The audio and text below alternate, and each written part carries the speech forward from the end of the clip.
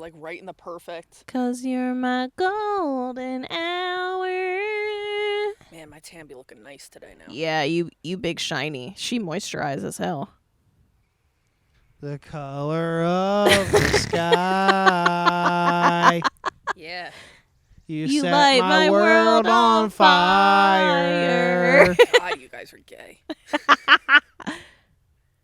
I know it's gonna be all right. That's the last line. I don't remember the rest. It doesn't matter. Fuck it.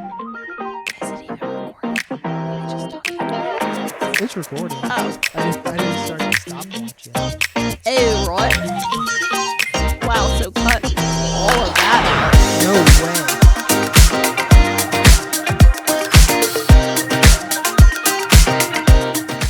out. Welcome to Friends Living Well.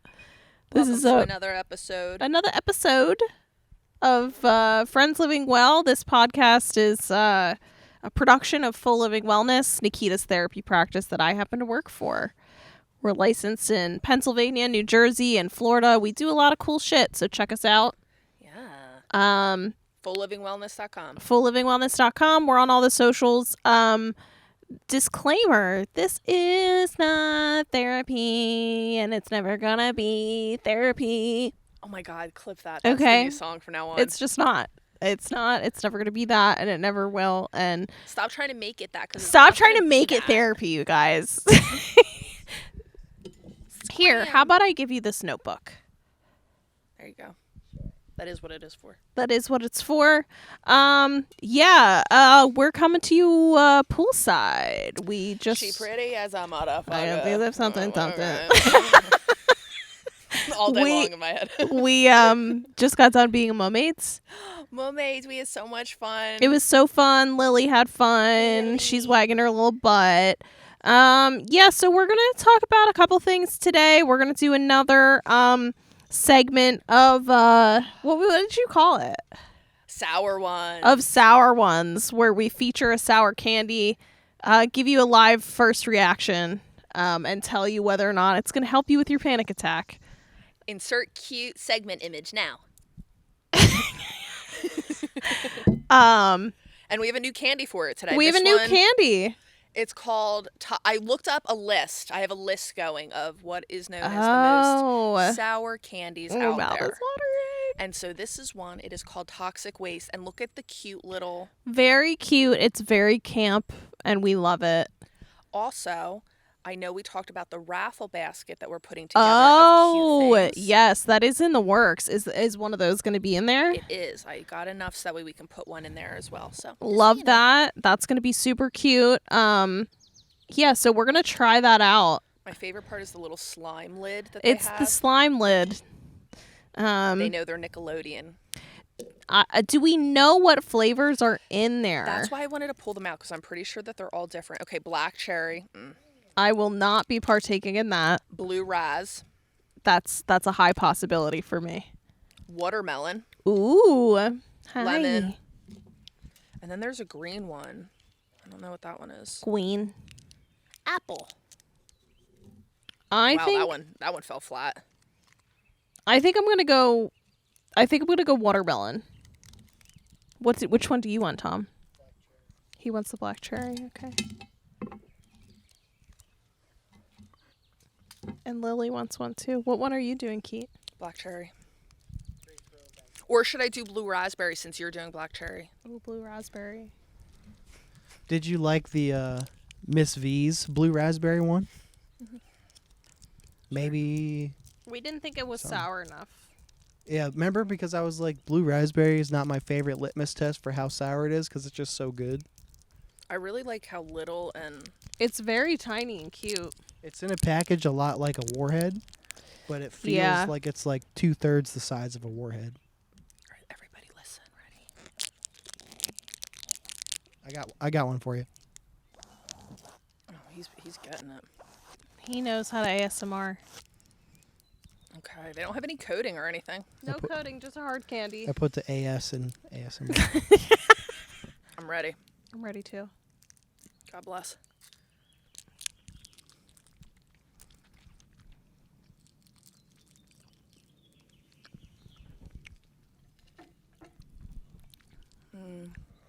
More sour than a Warhead.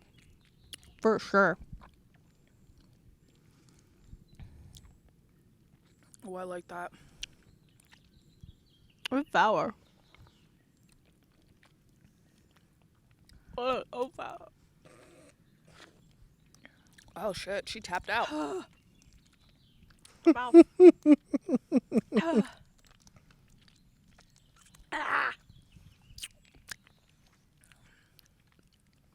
It's sour. It's sour, but it's good. It's got, like, good sweet. It reminds me a lot of a Jolly Rancher. I like that it's not. Now I didn't keep it in my mouth very long, but it's not like a Warhead where it's like sour, but then like sickly. It's like sickly sweet. Yeah. I like these more. Me too. I like these more too. I think it has it's like a neutrality.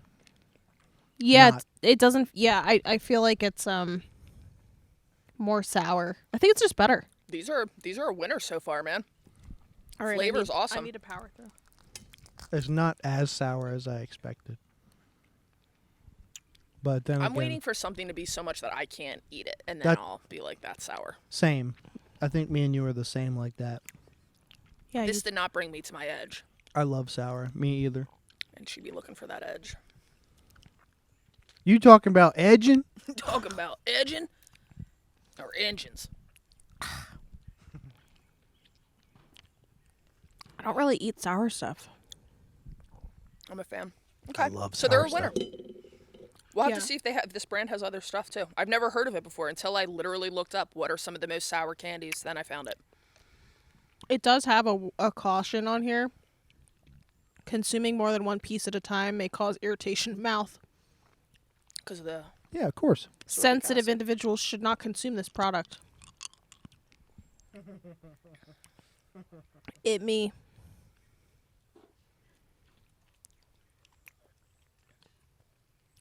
You guys are full toxy heads. Did we ever tell the story about how I saved you in my phone when we first met? I don't think so. Speaking of my sensitive little creatures.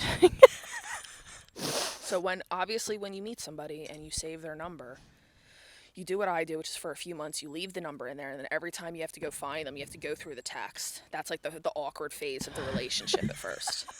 And then when she's really like got the 3-month rule down to a fucking science. When they've officially made it in, and you made it in way early for the 3-month rule. I'll let her finish. We save the number. Yeah.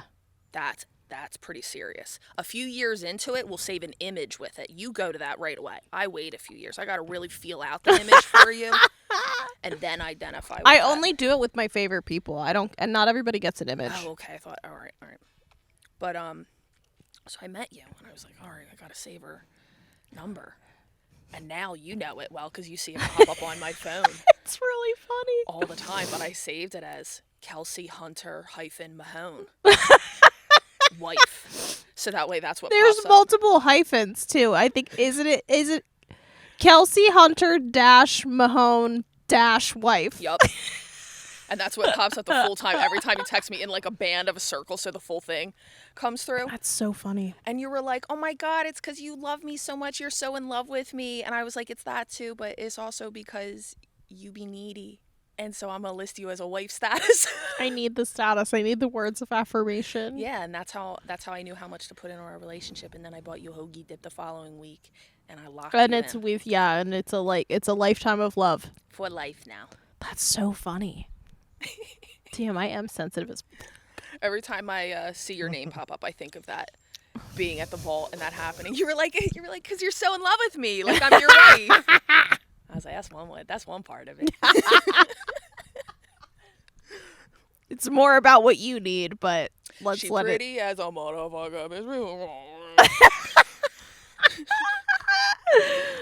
Can you hear her all right? Because now that my headphones are so low...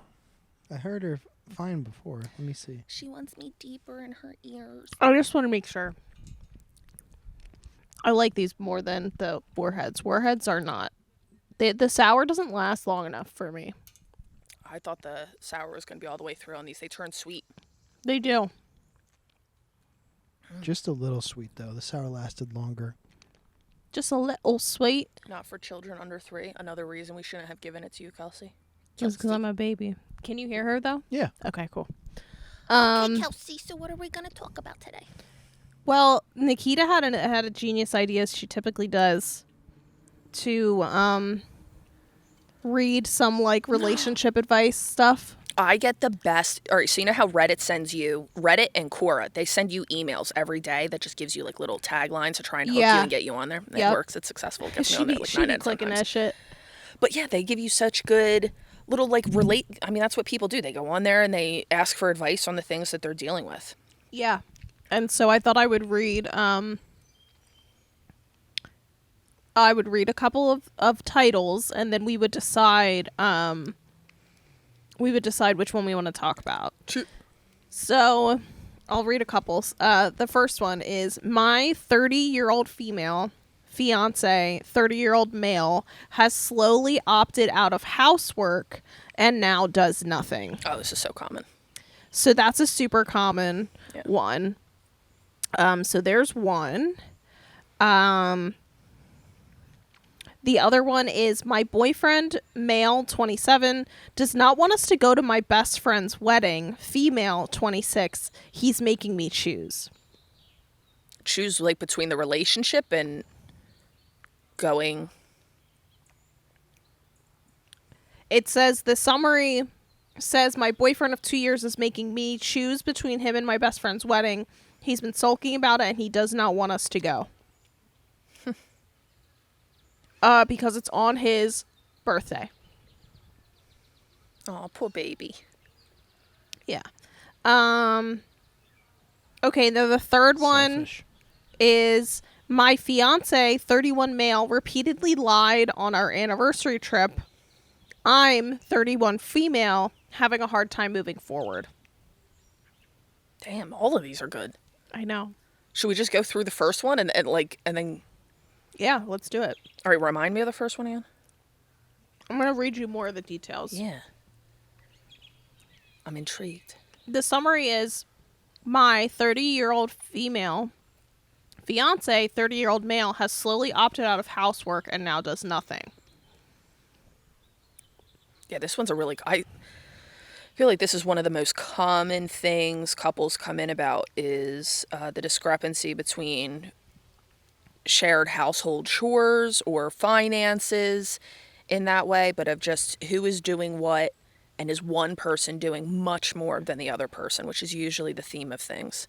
And I always find that really interesting because it's always a 2 to tango situation. There is that other person that is taking advantage and not pulling their weight of things, but at the same time, the other person has aided by enabling usually a cycle there where they either like controlling it or having it a particular way or doing everything, and so that person has gotten used to it. So what she says is, I live with my fiance and we're both doctors. When we first moved in together, we split housework fairly evenly.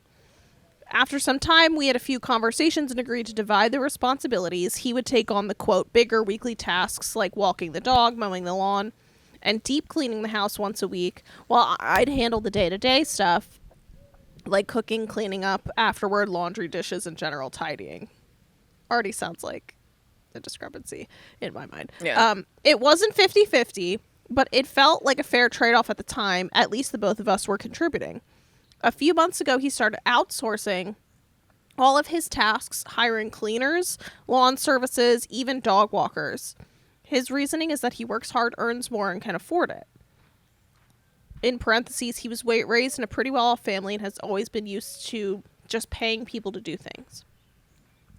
Now, he does nothing around the house. I, meanwhile, still have to cook, clean up, do laundry, tidy, and manage everything else while he also working a full-time in a demanding job. He says he's tired and wants to relax. Well, so am I, and I don't get to come home and drop everything at the door. He's genuinely a good person, otherwise kind, loving, supportive, but this one-sided dynamic is eating away at me. I'm starting to resent him, and I don't know how to bring it up without turning it into a fight. Makes me wonder first if they've brought it up before and it has turned into a fight. which obviously we can't. I think that's the hardest part about these. We can't know all of the answers. I mean, the biggest thing is it's good that she knows she has to talk about it, because you can't just ignore things like this. A lot of couples just let this stuff sit. But my biggest thing to him that I would want to ask is, I mean, she said he's fair. He's a great guy in all other ways, which tells me he is probably a decent partner.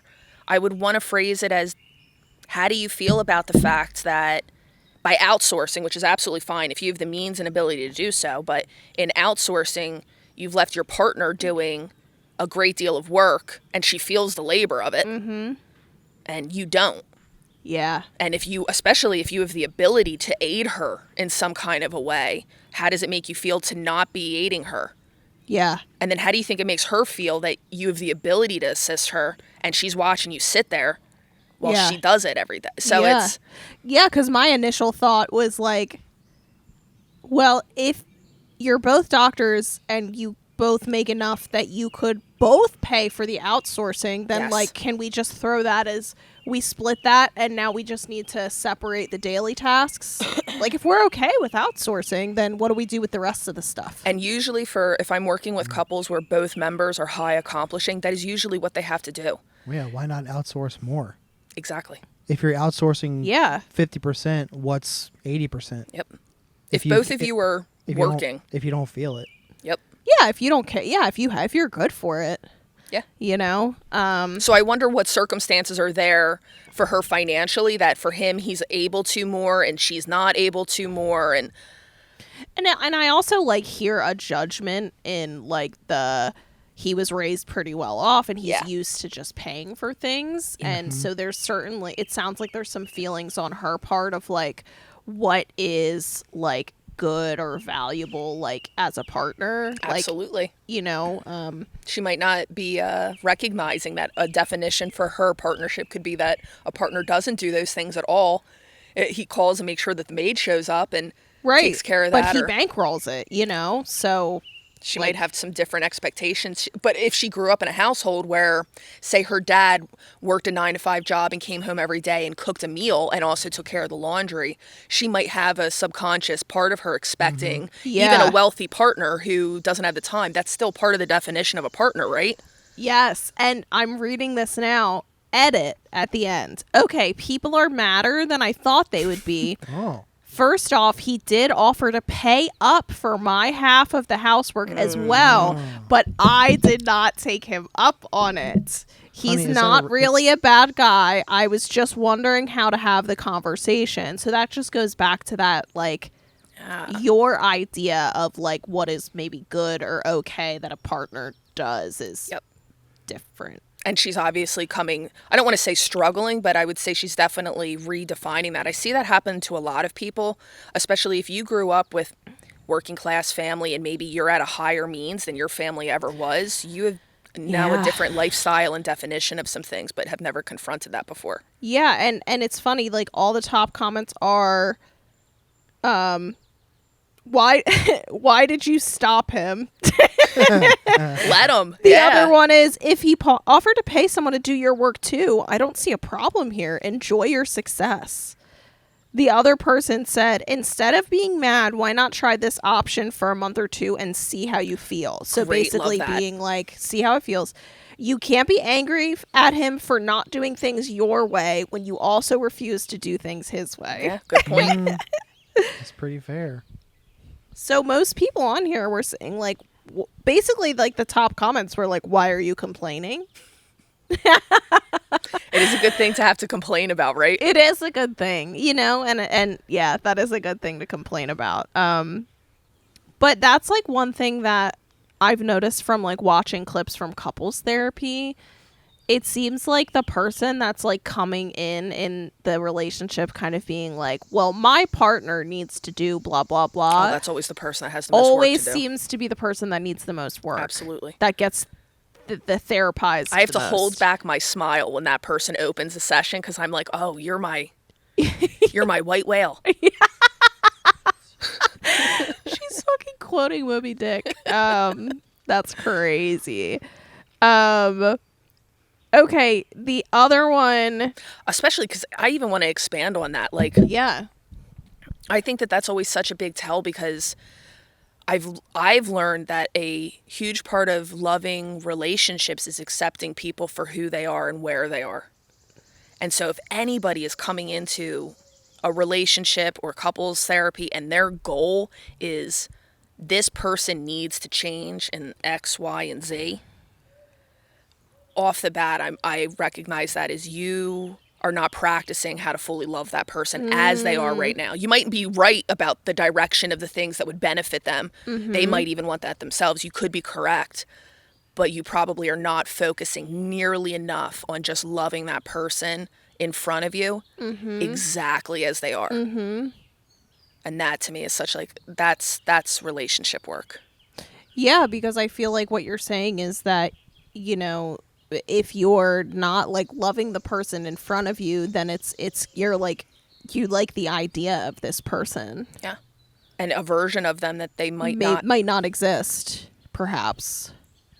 Yeah, that's tough. And what a gift that we give to each other too. When if I can say to you, I know you want to grow in this way. I know you don't even like the version of you that you are right now, but I love you.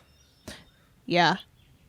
And I know you're going to get there, so I'm not even worried about pushing you into that. I'm just going to love you exactly as you are and be really glad that I have you as you are right now. Yeah, that's like accepting the person. That's why, like, I think I'm a person that thinks in absolutes a lot of the time. I think a lot of people do, but I think that that's something that you've taught me is that both can exist at the same time. Like, this person can still, you know, need to do work on themselves, but it doesn't mean that you can't like love the whole person. Oh yeah, that's all of us. Shit. Yeah. If we're doing it right, we're always going to have something to work on, and we still want to be loved in our imperfection and seen as worthy, even though we have not reached whatever version of ourselves we are seeking to reach next.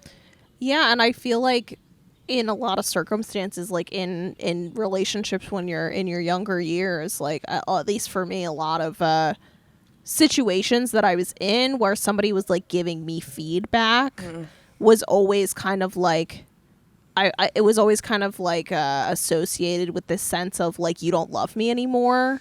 Like, you're giving me this feedback or like I need to change something, and it feels like rejection, and it feels like you don't love me. You don't want to be with me because I'm not this thing. But that's not, I mean, that's how it feels for me. I was just going to ask, do you think that was part of what they were asking of you, or was that how it made you feel to be told? I think some of it was how it was told, but I also think that like some of the things were said in the context of like animosity or like discourse. So it was like, when I'm finally like telling you this thing doesn't work for me, or I need this thing from you, it was in the context of discourse. So it feels like very much like make it or break it type of a feeling for me. Oh yeah, that if I don't fix this, or if I don't eventually fix this could be the end of a relationship. Yeah, I'll lose you. Right. I mean, that's all of our nightmare, right? Am I so broken that I will lose the people that I love, especially once they figure it out? Yeah.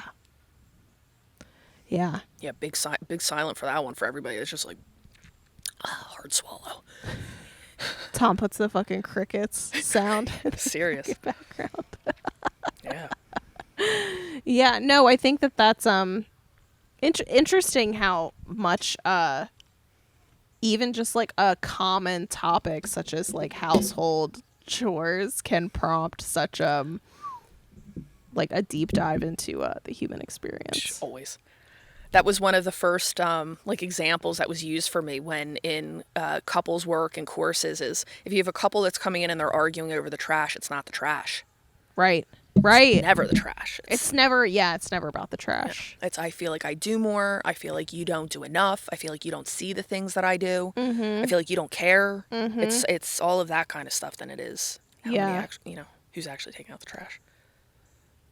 Yeah, we need to watch some of those like couples therapy clips and talk about it. I would love that. Are we allowed to do that, Tom? Like play clips? Because I would love to be able to pull some clips, or even have people send us clips from the show that they particularly liked, play them, and then kind of do what we're doing now. Like a live reaction? Little I don't analysis know. of things. Maybe we'll do some research on that, right? Yeah. Yeah, because I think one of the couples that I'm really enjoying seeing clips from, spiders be fucking crawling on me. There's a lot, yeah. I do have bug spray in my thing if you want it. There's this one particular couple, very New York-ass couple. I don't know if you've seen it. This woman has like red hair, and it's like her and her husband, and she's very like boisterously like New York, so she's like very loud, and like her body language is very loud. She's very loud in volume, and it's been really interesting to see clips from the progression because Orna's been giving her so much feedback on her body language, How she presents herself, because like, you know, she kind of like prompted her at one point. It was like, are you listening? And she was like, oh yeah, I'm listening. She was like, but you're shaking your head. Like your body is telling us that you already disagree. Yeah. So she was like, work on that. Yes, hold space for other people. And the change in her, like just the body language, like you can see, like it's one of those couples that really takes the feedback to heart. Like you can tell that there's so much love there, but there's just like a breakdown in communication, and they just didn't know how to do any of this stuff. Yeah. They wanted to. Yes. Probably have tried in circles with one another to figure out how to do these things, but they just needed somebody on the outside. That's one of the biggest things I get from couples is they'll say, oh yeah, you got him. I don't like this. A little spider. I'm going to spray myself with bug spray. Little pause. No. I want you to finish your thought. I was going to say I can finish it while you're going to get some bug spray, but, oh crap, I lost it. Fuck. I thought about spiders. Couples say this to you all the time, that they just needed somebody on the outside to give them. They knew the pieces were there. They knew that there was a way to figure this out, whatever they were struggling with and going around over and over again. Yeah. But they had gotten to the point that they knew they were going to need some outside perspective. And Orna always says that too, that's for her at least. I mean, all couples therapists have to decide why they're doing the work they're doing and what qualifies as a goal, but for her, she really likes the work where couples are stuck in a cycle when they can't figure their way out. That's where she really likes to work with couples. I didn't know that about her. Very interesting. Yeah, so we should figure out if we can how to do some like live react stuff with that, because I feel like that would be cool. Love the way she works. Yeah, and she says so much without saying a lot. That's the relational approach. It's like it's such a common word, and I feel like you can so easily understand what it means, but the nuances and the subtleties of that are really, it's teaching people how to hold relationships in ways that they've never had before. Of just, do you recognize that this is what it feels like to be present with you? That when I'm talking to you, that this is what it feels like, and I notice that you do these things a lot, and every time X happens, you do what type of a thing. It's very subtle things. Yeah, and I feel like she, like, just in her body language and, like, tone and stuff, like, conveys so much. Like, she's the type of person that really, like, controls the room, but she doesn't do it in a way where she's, like, taking up space. I really like it. It's very beautiful. Not many people are capable of doing that the way that she does that. She's very masterful, and Psychodynamic really focuses on this, which I love. She's very masterful at using her own body language. So part of her being so aware of others and teaching them is her being such an expert in her own. That's my favorite thing about it. Like, if you'll just watch even just the way Orna listens.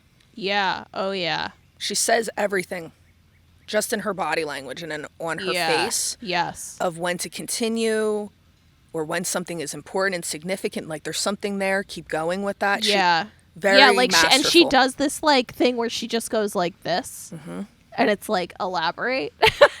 And it's almost like you're part of their thought process. You're not interrupt. That's a juicy moment. I'm getting chills just thinking of it. It's you're not interrupting their process. You have become part of their thought process. I'm guiding you in your own maze of things, and now we're just going a little further and a little deeper and a little deeper. Yeah, love like that. That's juicy moment. Those are, that's like a level of intimacy you hit with clients that you work with, because it's like dancing with somebody. There's a cadence and a way of knowing one another and a trust in how you move and how you flow. It's, and you just feel it in the moment. Yeah, it's very powerful work. Yeah. The bugs are powerful. The fucking whatever the leaf blower is powerful. Sorry, guys. That's probably so loud for anybody listening. Nikita's like dropping these knowledge bombs, and that guy's just... I don't even notice stuff like that. Cutting it's just his fucking tree down. Do you want to go to another one? Yeah. This one's a bit longer. My boyfriend, male, 27, does not want us to go to my best friend's wedding. Female, 26, he's making me choose. It's about, we've been dating for 2 years. My best friend's wedding is going to be on the same day as my boyfriend's birthday. My best friend was really excited when she sent me the invitation. She generally wants both of us to come. Yes, both of us. She's inviting my boyfriend too, since they were workmates for a few months. Oh, shit. So he's like actually friends with her too. Yeah, he knows her. The thing is, it's also his birthday that day. Of course, I want him to be my date to the wedding, especially since it'll be our first time attending a wedding together. I was really excited when I told him over the phone that he was invited, but didn't expect his reaction. He ended up sulking all day because it was his birthday, and it felt like he was making me choose between them. I assured that we could celebrate his birthday in the morning. I had a surprise planned. The wedding is in the afternoon. Thought we could do both.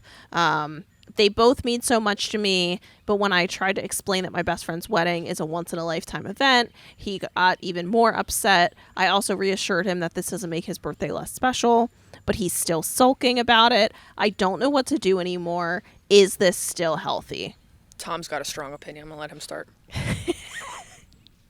Grow up. The end. I'll send you the bill in the mail, sucker. You'll have, let's see, he's 27. You'll have at least 60 more birthdays if you're lucky. You'll have more. There'll be more. And if Tom doesn't meet you. Yeah. But the friend invited both of them, has a relationship with both of them. Mm-hmm. It is a gesture, if nothing else, to invite somebody to a wedding. Yeah. I've come to understand that later in life because I've seen what it takes to plan a wedding, and it's very the choice of including somebody on your wedding is a very deliberate choice, and they're choosing to include you, so that alone is nice, and you should at least consider that. Yeah. And it sounds like the person is not being very considerate of anybody but himself on his birthday. A birthday is just a day. This is my opinion. A birthday is just a day. You can celebrate it the next day or the next weekend or whatever. Yeah. It's not the end of the world. You will have more. Grow up. That's the older I get, the more I'm like... The end. Like, you don't have to celebrate it on the day. You guys are obviously, everything you said, 100%. I'm giving like poetry snaps for all of it. And it's such an odd response that I would have to know, what is this actually about? That is it's clearly not about it's clearly something's up. Yeah, something else is going on where it's really not about the birthday. That's why like you had already kind of said that as something you notice in couples therapy. And this is being way extreme, so this could have absolutely nothing to do with this couple whatsoever. However, as a couples therapist, I'd put it in the back of my pocket as something to just clarify and rule out. That's always a domestic violence. Early on, characteristic, like a trigger kind of thing of just signs of, I don't want you to go to a friend's birthday party. I don't want to attend that family event with you. I don't like going to family events. I'm not that like somebody that you want to keep them inside, keep them close by, kind of thing. Yes, it's just isolating. It's them creepy. More. I find that behavior so creepy. And domestic violence, when it starts off, is a very subtle. It doesn't. Yeah. People always think it just results in. I'm like, no. I've seen people go through a decade of subtle abuse cycles before it got to a physical one, and when it gets physical, it's your very dangerous place very quickly. But it doesn't mean, and that's always been one that I've noticed has absolutely always been part of the history of anybody I know that has experienced domestic violence, is just kind of odd stories of how this person was unwilling to engage in their life and the people that were most important in their life, and that's a weird one. It is a weird one, and I think that a lot of people in the comments were saying, I like this one, does he always sulk when he doesn't get his way, or only if you say no to him? It also sorry to derail you for a second, but it also makes me wonder if, like we were saying about maybe this is about something else, like, is this the is this the straw that's breaking your back suddenly? Like, did something lead to this?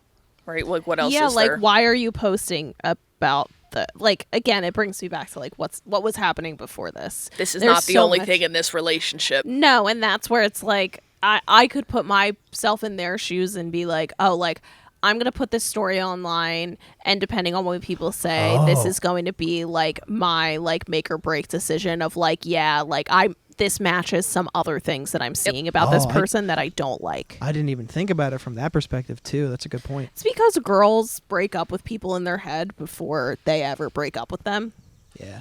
It's not a snap decision. It's definitely not, and I only say this because I'm dealing with this presently. It's not just girls in that way. I've seen sometimes, like, when these wonky, if it doesn't make sense, there's a reason it doesn't make sense on the surface. Yeah. And I see people do this all the time. Instead of being direct and saying, I don't want a relationship with you anymore, I don't even have a good reason for it. I don't want this. Mm-hmm. I've changed my mind. I changed how I feel. They'll come up with excuses. Right. Of things, or to try to create an argument of some kind, so that way they can get out of the relationship. And then it's like a solid thing to point to, right? Because it's such like an abstract concept to be like, oh, just changed my feelings. Whereas like if you come up with it's an explanation, it's an answer, it's something that is like concise and processable. Yeah, and then we can problem solve through it together and save the relationship. Right. But it's never enough because you already made up your mind. Yeah. Yeah, super interesting. I'd say that's an emotional maturity, intelligence level thing, is how people are able to end a relationship. Same thing with getting feedback and criticism. Are you able to take that in and say, I've made a mistake, you're correct, that was on me, my fault? Or are you able to say to somebody, I love you and I care about you and I respect you, but there's something I don't want to continue this relationship? Yeah. Yeah, I think that it's, clearly that was that post is an indicator of a larger problem we are unaware of. Oh, yeah. Which most of these are going to be that. It reminds me, though, of getting like contact forms for couples where you'll like, they'll put like the main reason and they'll list this thing, but then because I always list like, give me more info if you would like, and in the more info part is where I'll really get like the context of stuff, and they'll be like, so for the past 8 years we've been going through this. I'm like, okay, so that's the thing. Yeah, it's not just about your best friend's wedding, it's about, all this other stuff. Yeah. Yeah, and I looked at the age too, because I was also thinking like when I was younger I cared more about like my birthday, and I cared more about like doing stuff on my birthday, and this guy's 27. By the time I was 27, I kept like being like, yeah, it feels like another day. Yeah. Kind of feels like another day. Yeah. So, and like now that I think about it, like, like Nick just had a birthday and like he worked that day. They worked that day. That's what most adults do on their birthdays. And they went to fucking Florida when they had the chance. Exactly. So like, again, it's not about, is it the control thing? Is it who knows? Right. Who knows? But that being said, could be a red flag. Could be a red flag, but we don't know enough. Could just be a thing of needs more communication and to figure out how to meet their needs in different ways. Maybe he wasn't sulking at all, and this person just thought they were sulking, and maybe there was another reason. I don't know. So that's going to be a lot of these. We need more context. This one's wet. Lord. I be scrolling. Okay, I'm going to read the summary. Okay. My fiance, 31 male, repeatedly lied during our anniversary trip. I'm 31 female, having a hard time moving forward. I'm going to read a summary. If he lied during that trip, that's not the only thing he's lying about, was my first.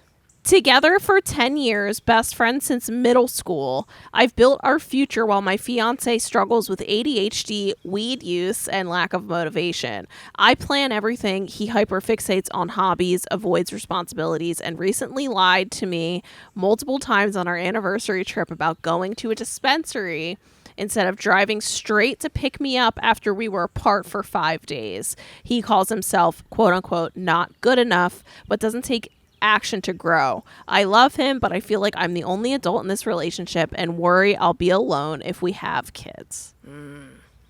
And this original poster posted like 5 paragraphs of context where she's talking about known each other since 2007. We broke up but then got back together. Say who broke up with who then? We dated other people. He even got engaged briefly after they broke up the engagement. I supported him through a really dark time. He failed out of his double major, racked up private student debt around $100K, and eventually left school.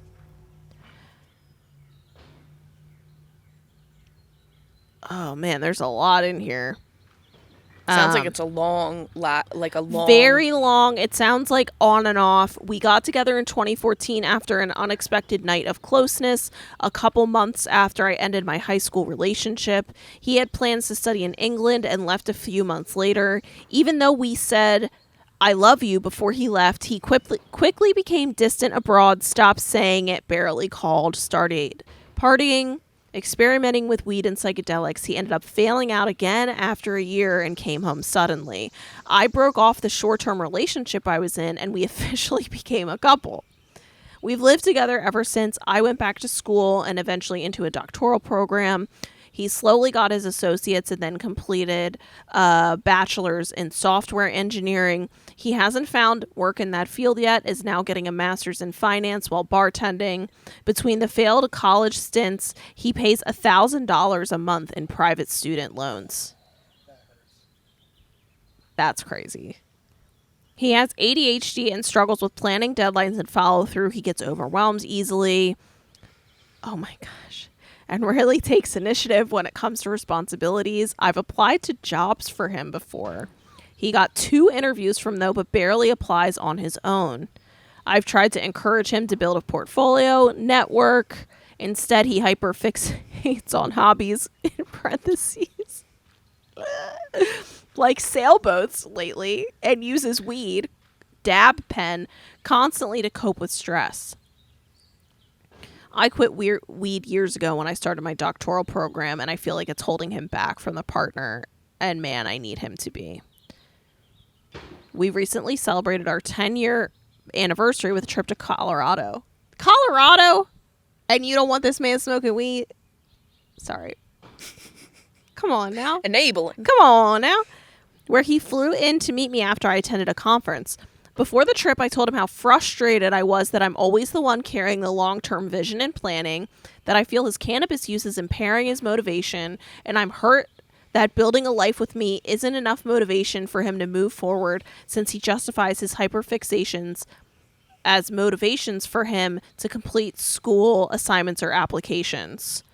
And then she goes into this whole thing about, like, he was supposed to pick me up. I expected to see him at this time, but then he was at the dispensary for 25 minutes. We got into an argument. I confronted him.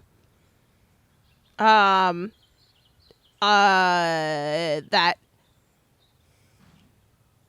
he'd thrown his weed out on the way to get me after he was at the dispensary, and he called it addict behavior. And then she said, on top of the lie, the usual inflexibility in doing things. So yeah, that's a lot.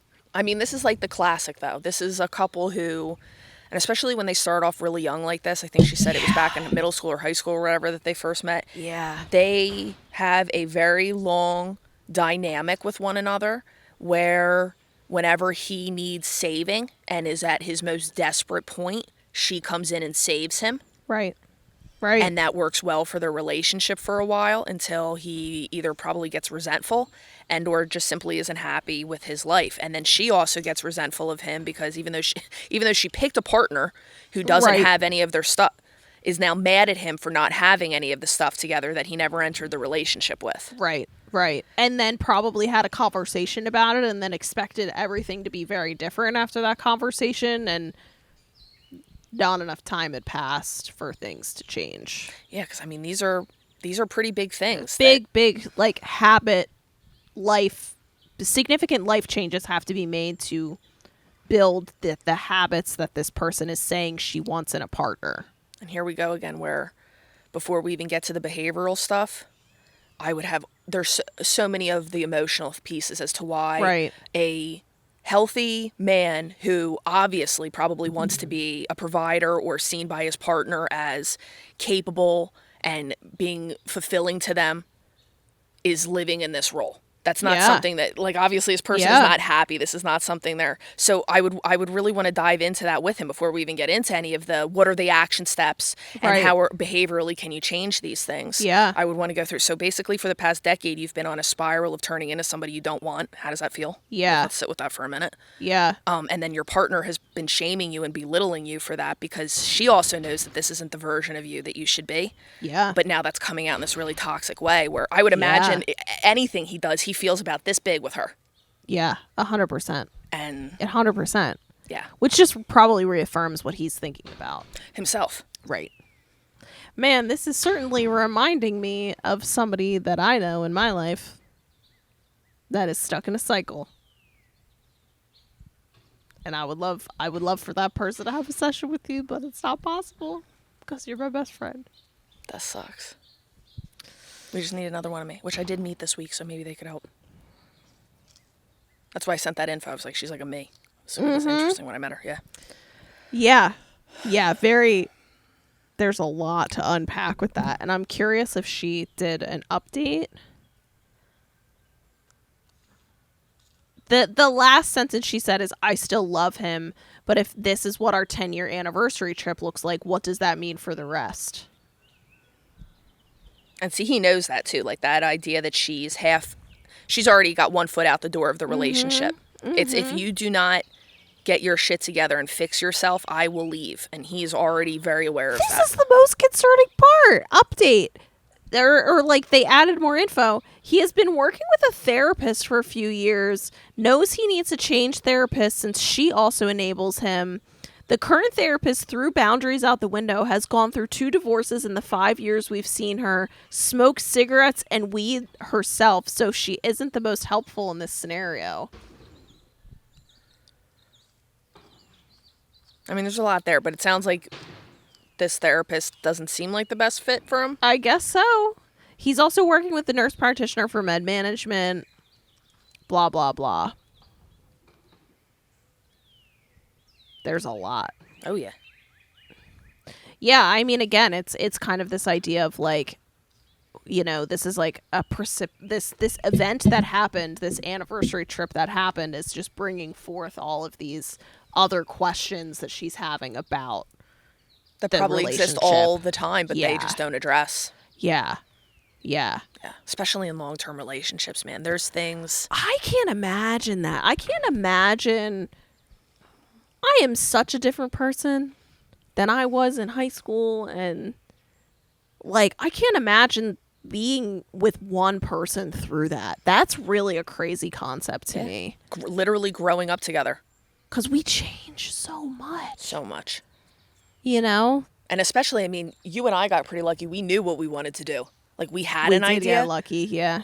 That's not the most of people. The most of people do not have any idea what they want to do or have a direct course load that's going to take them to that role that they want. People have to figure it out as they go, and that looks very different.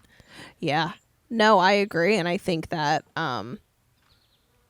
to see each other through those life changes, it would require like really strong communication skills and like you said, kind of loving the whole person. Yeah.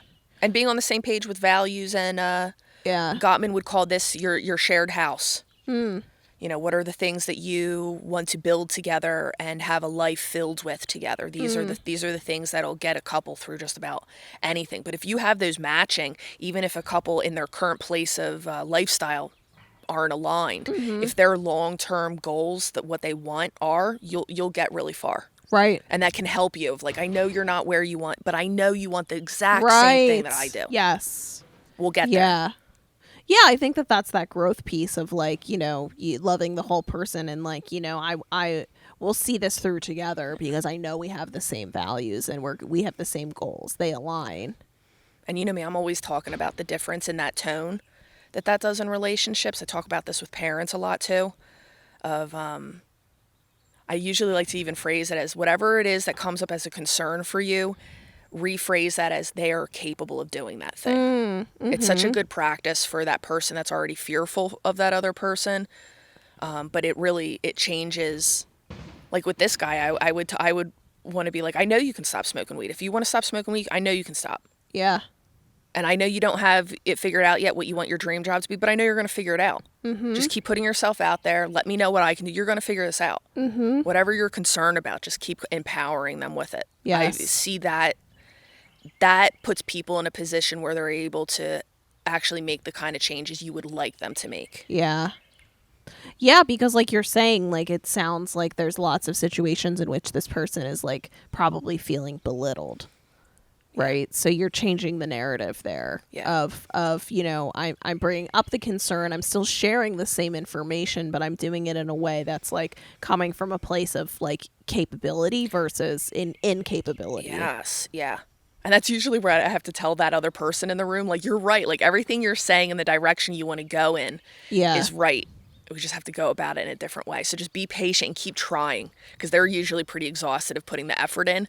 And at that point, I'm usually like, we're going to try some different things. So just work with me long enough to keep trying those things. Yeah. Here she comes. Aww. Here she comes. Such a sweet girl. Little pretty princess. Hi. Do you Our want little to get guest host. therapized? I like these. These are really interesting. That one was very nuanced. I kind of almost like the ones that are a little bit shorter. Do you think I, 29 male, should apologize to my acquaintance, 28 male? I've known this person for 1 year, and what happened is pretty simple. About a week ago, he said something to me in a conversation that I did not like. After he finished talking, I told him that what they said caused me anxiety and to please not mention it to me again if possible. Instead of respecting my wishes, he threw them in my face. 3 times that night, after I told him that it bothers me, he purposely brought up the same thing, and each time I told him, "This is not funny to me, you are causing me a lot of anxiety, please stop." He thought it was funny and laughed. He would not stop. I decided to let it go that night.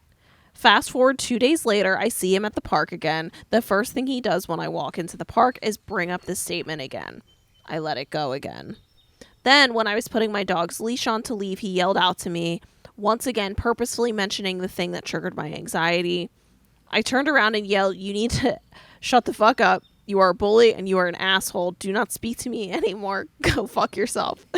Get it. I like it. So fast forward 2 days later, I see him again at the park. He comes up to me and says that he is sorry and that he feels bad for being rude to me.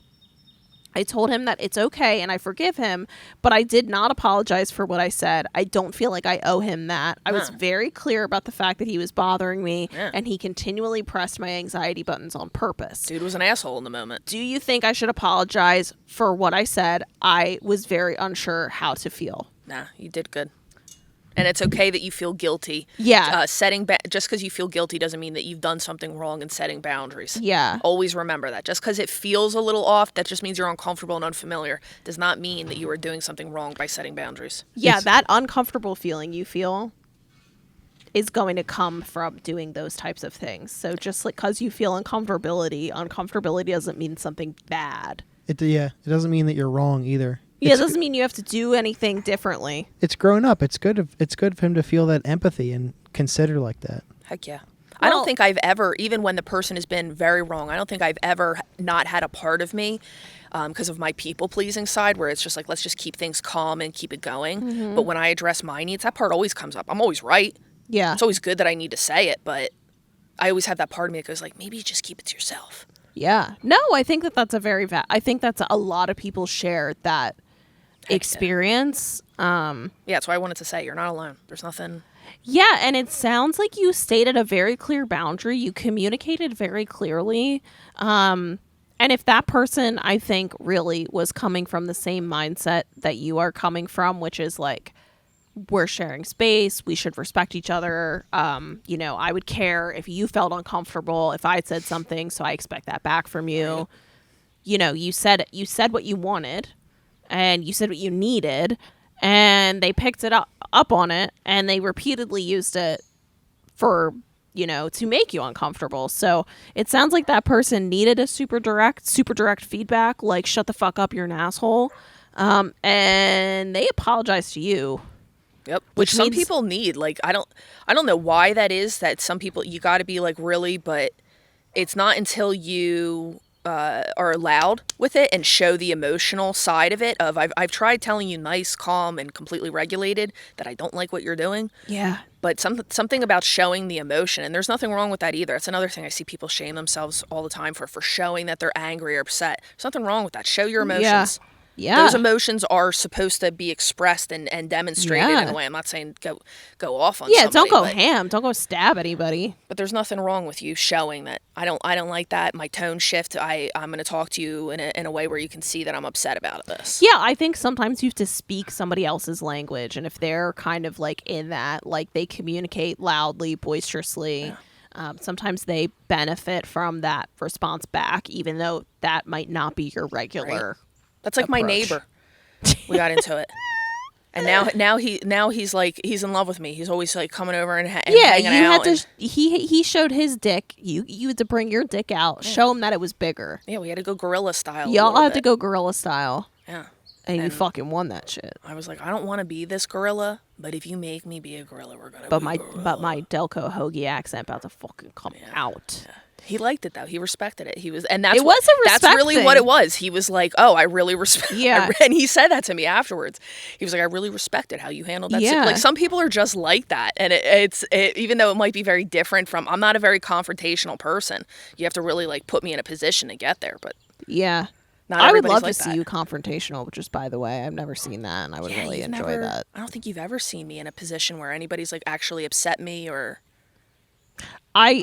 There was a situation, you were telling me a story a couple weeks ago, and how you were telling me the story, your body language changed so much and your voice changed so much that I was like, oh, I've never heard her this angry before. Yeah. It's like very clear. Like it was super clear. I even said something to Tom. I was like, she told me this story and it was like, she wasn't yelling, but it felt like she was yelling. Yeah. Because she was so angry, and I've never seen her that angry before. Which goes back to that body language piece of like, when you're the kind of this calm, regulated person, it is like powerful when that changes, right? Yeah, like people start paying attention. Yeah, it makes people start paying attention for sure. Yeah. Oh, was that you turning your microphone off? Okay. But that's a nice thing. I think that this person did what sounds like was the best choice for them. And it also sounds like it actually resonated with said asshole. Yeah. Because they came back and apologized for being rude to them, which it sounds like without this person ever having to say anything was the first thing on their mind. So, yeah, they probably felt real embarrassed. Right. As you should. Heck yeah. For acting like a fucking child and bringing something up like that. Like, probably for attention. Ha ha, he he. Reminds me of Chelsea Lynn's husband, Greg. He's always getting into trouble with her friends about this because obviously she's a comedian. She hangs out with a lot of comedians. Yeah. But he does this and they talk about it a lot. He pushes the line too hard. And he'll go from like, he'll see somebody's a little irritated and that's like his... He pokes the bear. He loves knowing that he's found something that's irritated you or is getting under your skin and then he keeps going for it and then he gets people fucking genuinely Dennis. Upset. Fucking his Dennis is like that. And it's something he has to practice because he knows it's attention seeking. He like thinks it's funny seeing others get angry and upset. Yeah. Not realizing relationally like this is why people stop and talk. Yeah, that doesn't make me want to spend time with you. And then that's the other thing that brings me to like this person of because I feel like there was a question in here of like, is this somebody that I should apologize to? No. But then it also, like, the other thought that I had here was, like, is this somebody that you want to keep, like, coexisting with? As long as they keep respecting those boundaries. Yeah, that's a time thing, right? Like, you give them the feedback. You have to see what they do with that. You have to see if they continue to respect the boundary, and that tells you everything that you need to know. Oh, yeah. Especially if this is something that I always have to review with anybody that's changing how they use boundaries. If somebody's used to you acting one way, like it sounds like for a long time she was not just letting it go. So if you switch that up, it takes people a minute to learn and recognize. Because it's very, probably feels unexpected to the other person, like we learn based on history and shared experiences. And so then when you start approaching something in a very different way, and that translates behaviorally as well, right? So you're a parent and you're implementing like, you do one kind of a schedule with your kid, and then you want to change up the schedule, like they're going to have a response to that. Right. Yeah. There's going to be some kind of fluidity here. There's got to be like, we feel each other out through the process and see where we land after. So yeah, that would be, sounds like that person benefits from direct feedback. Are you raising your hand? No. Okay. Raising your foot. And that's another cool thing. Now he knows. Now he knows, and now he knows not to fuck with you. Right? Now he knows. You cross a line, you're going to find the fuck out. Yeah. Yeah, I like that. Fucking stand your ground. Be big. It's a good thing to be like known for in that way. You're going to say your thoughts and your opinions. If you have an issue with something, you're going to let people know about it. If you're upset about something, you're going to show it. It's a good thing to be known for. Yeah, it's pretty brave to like just be like, hey, fuck you, you're an asshole. You piss me off. Yeah, you lose access to me now. Fuck off. I love that. That's my vibe. That's my tiny fist vibe. Yeah, talk about an adrenaline spike too. For real. Yeah. Feels good though.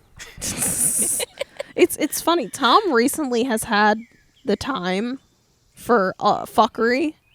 Like, people will do like tiny little like weird social etiquette things that really irk him, and lately he's been like calling people out on it a lot. I like it. Like, he was standing in line, wanted to return something. There was nobody in the line. He went to find somebody, comes back, and there was a line. But he was the person that found it. So he was like, yeah, I'm in the front of the line. And this lady steps forward like she was going to return the thing to this person he just found. And he said, no, you go ahead. Or whatever. Sarcastically. And she was like, oh, okay. But Thomas had the time for that lately. But anyway, if you guys liked this little like relationship advice segment that we had, that was fun. Haven't named but will name.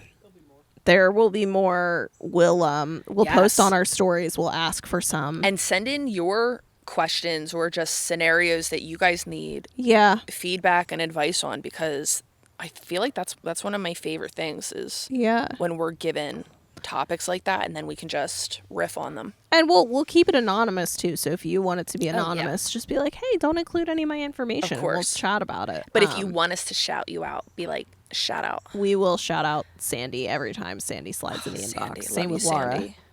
Because they always listen. I know. We have some very loyal, a handful of loyal listeners that tell us that they listen. We even have a handful of loyal listeners who are also clients. And it is the sweetest thing to open up a session and they will be like, so do you remember in that episode when Kelsey was saying this thing about how she gets migraines? And then we will have, that's such a surreal experience. It's exactly why I wanted us to do this. I've not experienced that. I've had it happen a couple of times now. That's really nice. Yeah, and you know who you are and love you to death. That's so nice. Yeah. Yeah, wow, that makes me feel cool. It makes me feel pretty cool. You're like pretty cool. And they want to be our friends, and we would be friends with them. Yeah, and when we start talking like this, it means we need to end the episode. Got another iced coffee. We need to do it. So this was another installment of Friends Living Well, poolside edition. Poolside. We vibing, we're mermaids.